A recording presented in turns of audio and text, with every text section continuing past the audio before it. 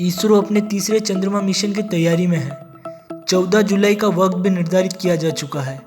इसरो ने हाल ही में व्हीकल और रॉकेट इलेक्ट्रिकल टेस्ट के जरिए सफलतापूर्वक समापन की घोषणा की है, जिससे मिशन ने लॉन्च की दिशा में एक और कदम बढ़ा लिया है। खास बात यह है कि अंतरिक्ष एजेंसी ने चंद्रयान-3 को अंतरिक्ष में ले जाने वाले LVM-3 रॉकेट की ऐतिहासिक घटना को देखने के लिए आम जनता के लिए बुकिंग भी खोल दी है।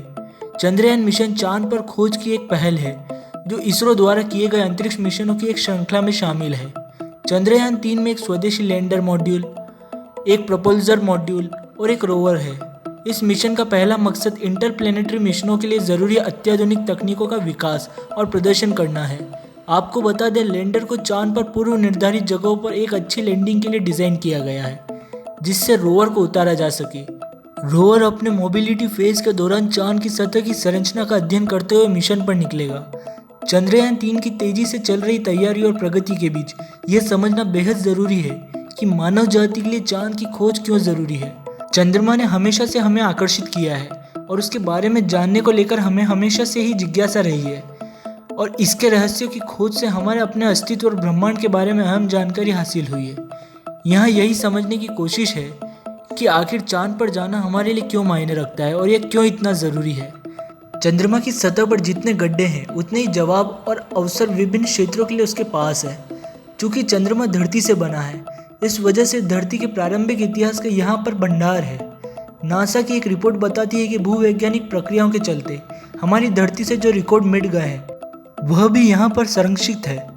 चंद्रमा की खोज से वैज्ञानिकों को धरती की उत्पत्ति, धरती चंद्रमा सिस्टम का निर्माण और विकास, और धरती के भूत और संभावित रूप से इसके भविष्य पर एस्टेरॉयड प्रभाव के असर के बारे में बेशकीमती जानकारी मिलती है।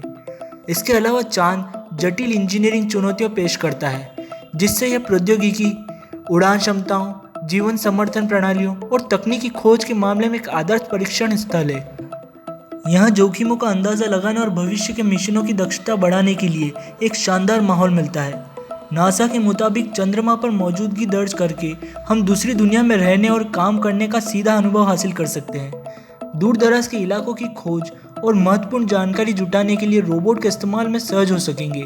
वहीं धरती की तुलना में चांद का वातावरण अपने कम गुरुत्वाकर्षण और उच्च रेडिएशन स्तर के कारण अंतरिक्ष यात्रियों को विशेष स्वास्थ्य चुनौतियां देता है।